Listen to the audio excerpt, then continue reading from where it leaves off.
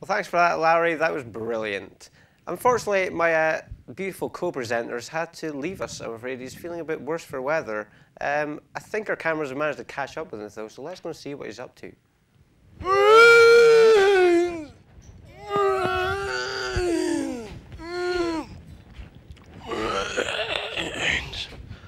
Brains! From scene number 1, Zombieland has more than you can blow onto a wall with a shotgun.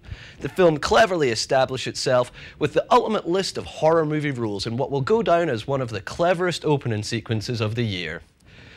With a healthy level of respect to the master of the genre, George Romero, Zombieland skips the zombie movie build-up and backstory that we've survived 1,000 times before, and gouges straight to the tasty bones.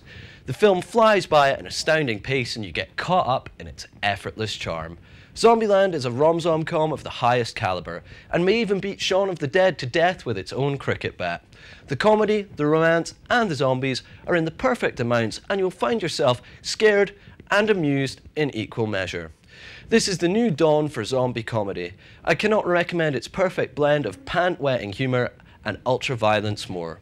The film is excellent enough, but with a claim on the world's finest movie cameo moment, a sequence for anyone who loves the 80s, it just pushes this film further into Awesome Town. You'll be laughing until next Halloween. Your next destination should be Zombieland. I give this film a huge hungry lion that's about to eat your leg roar out of 10. Game review! Game review!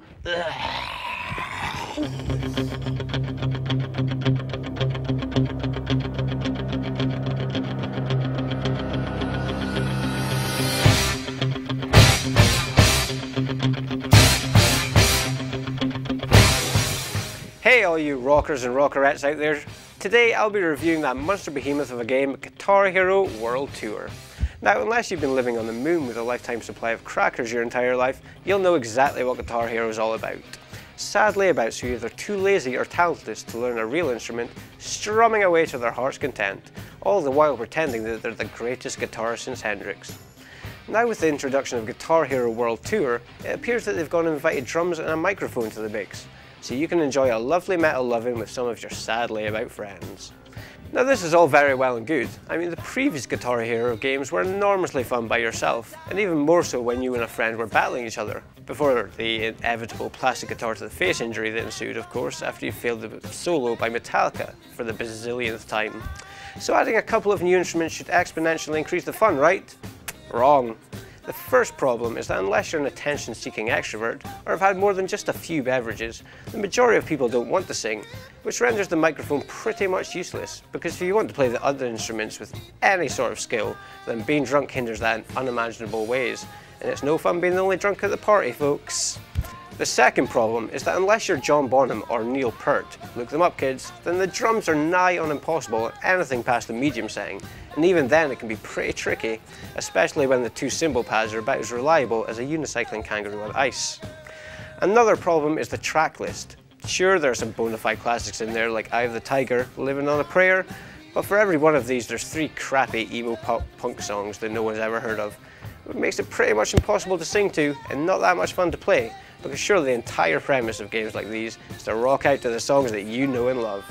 Sure, there may be a select group out there who actually likes these kinds of songs, but I'm not one of them, so who cares? I feel like I'm nitpicking somewhat here though, as at the end of the day, Guitar Hero still fills me with the same precious joy as that first bite into a bacon sandwich, and absolutely nailing a song with your mates is about as close to true happiness as I'll ever feel. The guitar still has the right mix of making you feel like a guitar god and being challenging enough to keep you on your toes. The song list is extensive enough to give the game some distance, and the online mode is still really fun. So unless you want a real instrument, or you just can't be bothered to learn one, then I heartily recommend this game. It's a great way to play interactively with your friends, and I challenge you to show me a person who's never wanted to rock out to Bon Jovi in their life. Well, thanks Mark for that fantastic games review. Okay, if you're wondering why I'm no longer a member of the Undead's Legion of Flesh-Eating Zombies, I have found a cure. It turns out that not watching the X Factor will stop you from being a zombie.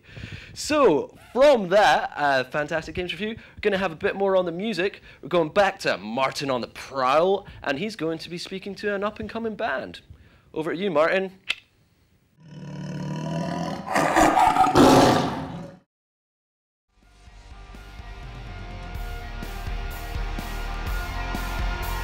Today I caught up with local Edinburgh band A Day Overdue. Having only been together for 9 months, they're working on their debut album from the comfort of their own bedroom.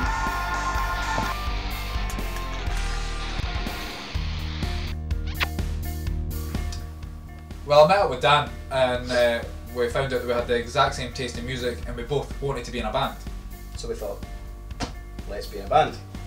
That was about it. That was about it. To save money for us, we've pretty much done everything in our bedrooms. It's all bedroom. We've done everything in our bedrooms. Everything in our bedrooms. But musically, we do all our recording in there as well. Just because we've got everything we need really to do it, and we don't really have the money to do anything else. Considering I think I've spent 25 pence on equipment for recording Jack lead. For a little lead, I think the end result is probably pretty impressive. Aye.